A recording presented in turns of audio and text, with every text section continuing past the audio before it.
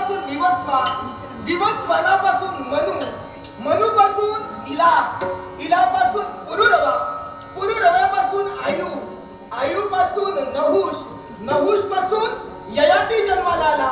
या ययातीच्या दोन बायका, शुक्राचार्यांची कन्या देवयानी आणि वृषपर्वा दैत्याची कन्या शर्मिष्ठा.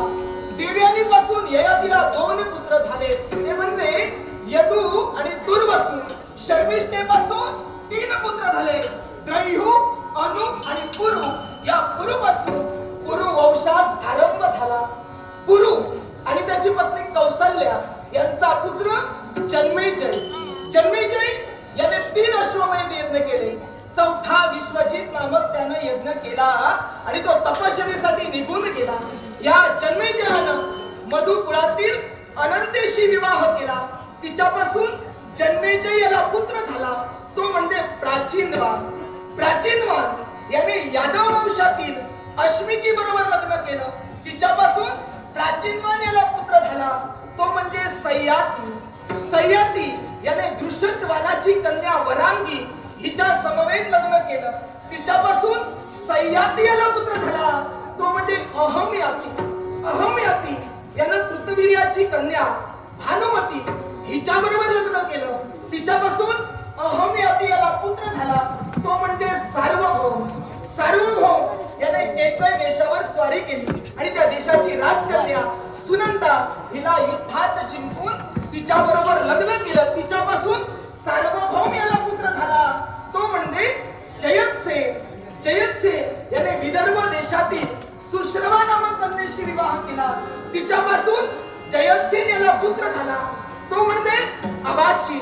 अवाचीन याने सुद्धा विदर्भ देशातील मर्यादा नामक कन्येशी विवाह केला. तिच्यापासून अवाचीन याला पुत्र झाला, तो म्हणजे अरिह. अरिह आणि त्याची पत्नी खलवांगी यांचा पुत्र महाभौम. महाभौम याने प्रसेनजित राजाची कन्या सुयज्ञा हिच्या बरोबर लग्न केलं. तिच्यापासून महाभौम याला पुत्र झाला, तो म्हणजे अयुतनाई. अयुतनाई याने पृथुश्रव्याची कन्या कामा हिच्या बरोबर लग्न केलं. तिच्यापासून अयुतनाई याला पुत्र झाला, तो म्हणजे अक्रोधन. अक्रोधन याने कलिंग देशातील करंभा नामक कन्येशी विवाह केला. तिच्यापासून अक्रोधन याला पुत्र झाला, तो म्हणजे देवातिथी. देवातिथी याने विदेह देशातील मर्यादा नामक कन्येशी विवाह केला. तिच्यापासून देवातिथी याला पुत्र झाला, तो म्हणजे अरिह. अरिह याने अंग देशातील सुदेवा नामक कन्येशी विवाह केला. तिच्यापासून अरिह याला पुत्र झाला, तो म्हणजे वृक्ष. वृक्ष याने तक्षकाची कन्या ज्वाला हिच्या समवेत लग्न केलं. तिच्यापासून वृक्ष याला पुत्र झाला, तो म्हणजे मतिनाथ. मतिनाथ याने सरस्वती नदीच्या काठावर 12 वार्षिक सत्र केलं. ज्यावेळी ते सत्र पूर्ण झालं त्यावेळी सरस्वती नदी ही मतिनार पर्यंत गेली आणि तिने लग्नासाठी विचारलं. त्यावेळी मतिनारने सरस्वती नदी बरोबर लग्न केलं. त्या सरस्वती नदीपासून मतिनार याला पुत्र झाला, तो म्हणजे तनसू. तनसूचा पुत्र इली. इली याला रथंतरेपासून दुष्यंतादी 5 पुत्र झाले. त्यातील दुष्यंत हा वंशकर झाला. या दुष्यंतने विश्वामित्रांची कन्या शकुंतला हिच्या बरोबर लग्न केलं. तिच्यापासून दुष्यंत याला पुत्र झाला, तो म्हणजे भरत. भरत आणि त्याची पत्नी सुनंदा यांचा पुत्र म्हणजे भूमन्यू. भूमन्यू याने दशार्ह देशातील विजया नामक कन्येशी विवाह केला. तिच्यापासून भूमन्यू याला पुत्र झाला, तो म्हणजे सुहोत्र.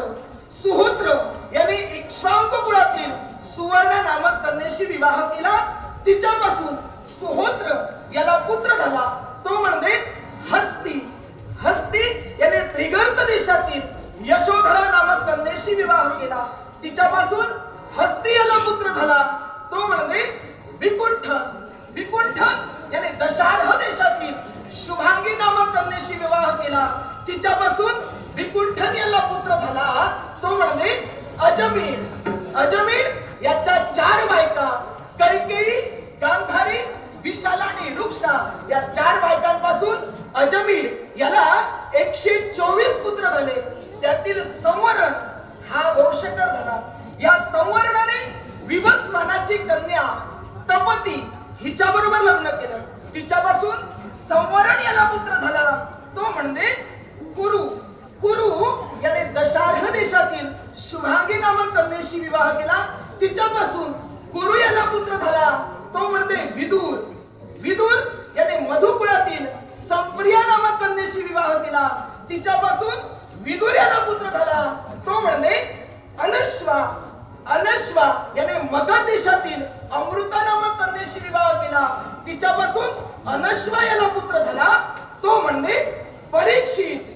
परीक्षित आणि त्याची पत्नी सुयशा यांचा पुत्र भीमसेन. भीमसेन याने केकय देशातील कुमारी नामक कन्येशी विवाह केला. तिच्यापासून भीमसेन याला पुत्र झाला, तो म्हणजे प्रतिश्रवा. प्रतिश्रवाचा पुत्र प्रतीप. प्रतीप याने शिबी राजाची कन्या सुनंदा हिच्या बरोबर लग्न केलं. तिच्यापासून प्रतीप याला 3 पुत्र झाले, देवापी, शांतनु आणि बाल्हिक. यातील शांतनु हा वंशक झाला. या शांतनुचा पुत्र म्हणजे हा देवव्रत, हा भीष्म होय. स्वयंवराला गेलाय तिथं नक्कीच काही ना काहीतरी घडणार आहे. हे देवा, हे शंभू महादेवा, हे योगियाच्या ईश्वरा, हे योगेशा, शिवाय माझ्या पाठीशी राहा.